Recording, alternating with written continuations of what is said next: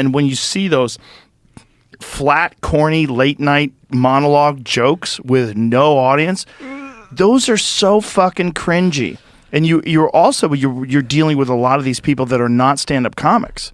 So they don't even really truly understand how to deliver it right. Like, they don't have the chops. What they're doing is just like reading off of a teleprompter. So a bunch of really good joke writers wrote them some stuff, and then they're playing to the audience, and the audience is like laughing, so they get this feedback, and they know how to do that. When they're just them and the camera, you're in the void now. You're in deep space. There's no one around you. And it's fucking wild to watch. It is wild. Can you unlock, like, how different is that from, like, stand-up? I'm just, like, a casual viewer of, like, the, like, late nights. I mean, I know they say, like, applause, but is that real, like, laughter? And, like, are they, like, saying, like, hey, clap? Oh, there's someone who's doing this.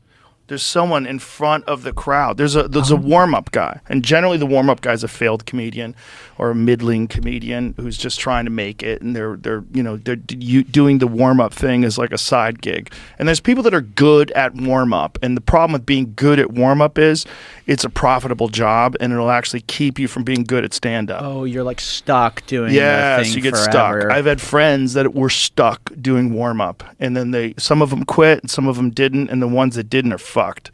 And because those shows they don't even exist anymore. There's only a handful of those shows. So like if you see like how many talk shows are there? There's very few. Yeah. There's Colbert, there's Jimmy Kimmel, there's Fallon. There's a few. There's only a few. Yeah. And so they stand there, and there's applause signs, and then there's producers. There's the warm-up guy that's literally telling people to clap. They're like, okay, explaining to the people, Yeah. okay, when Jimmy comes out, I want a big round of applause. Let's practice this right now. Ladies and gentlemen, Jimmy Fallon. Yeah. And everybody claps. They practice it. Yes. They'll train the audience how to do it, depending upon the set. But I've seen them do that at different places. And I had a friend who was a writer in the early days of Conan. He's a buddy of mine who was a comic. And I went to see one of the very, very early Conans. So this is like, I guess it was like the 90s or the early 2000s. No, it had to be the 90s. It was the 90s. Yeah. And they were reading their banter between Conan and who's the other guy? Andy Richter? Oh, Andy Richter, yeah. They were reading off of cue cards. So they had a giant cue card. The banter was fake.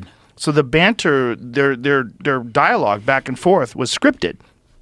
So they were saying, so Andy, I understand you got married and blah, blah, blah, blah, blah. Oh, yes, I do. And so they're reading it, and I'm watching the cards. I'm like, this is madness. Who approved this? And it was terrible. The early days of Conan, like that sort of banter was fucking. The thing about Conan is like he's this funny guy. He was a funny writer. He's a really smart guy, and he had to figure out how to do the talk show. He figured it out. But in the beginning, it was awful. And I watched the audience is being cheered on. There's literal applause signs that flash to tell you when to applaud.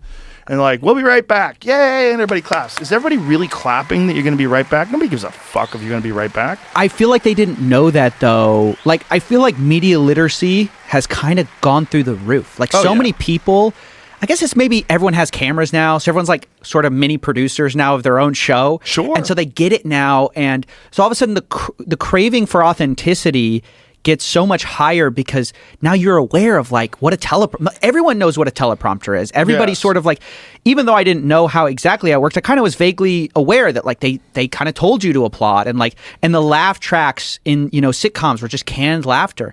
So I feel like as people realize the fakery, there's a craving for like, hey, can you do this for real? Like, can you not, I remember when I found out like none of the conversations were real. Like, I was like, what? Right. What do you mean it's not real? Like because it's all a pretend. Like they're all pretending that you really knew about my funny boat story. And like I had this quippy, and I thought, wow, they're so charismatic. And you come to find out they've been rehearsing the story. Yes, they go over with a producer on the phone. And it's completely insane when you realize that you go like, oh, it's all fake, and the illusion is sort of gone. And so now I think one of the surprising things, but also maybe obvious in hindsight things, was why shows with no laugh track, less production, are more engaging. Yes. Is because there's more of a realization of, there isn't like games here.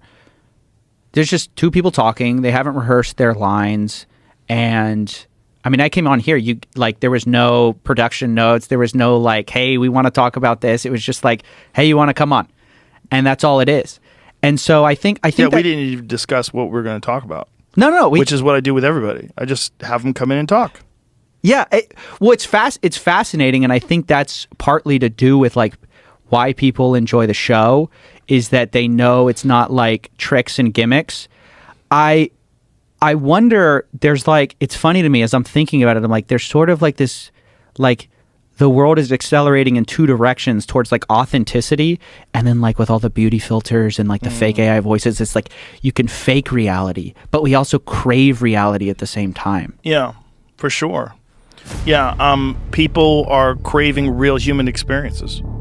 And if you watch those late night shows, you never feel like you know that person. You never feel like you're there. But if you're just talking, and you and I are just talking, someone is like on their iPhone or whatever they're doing, they're a fly on the wall. Yeah. I mean, they're here in a weird way. I always thought that it like live streaming your whole life would become big. Well, that was the Truman Show, right? Yeah, no, but I thought we would see it. Like, I guess you see it with Twitch streamers who like stream like 12 hours a day. Mm-hmm. But I kind of thought what would take off I was kind of surprised it didn't, was like, you just watch my whole life. Like some people did do that for a while. They tried right? it. I was kind of surprised that didn't, because I thought like eventually you'd have celebrities who their whole life would be on display, and like the authenticity of just sitting in a room with somebody with just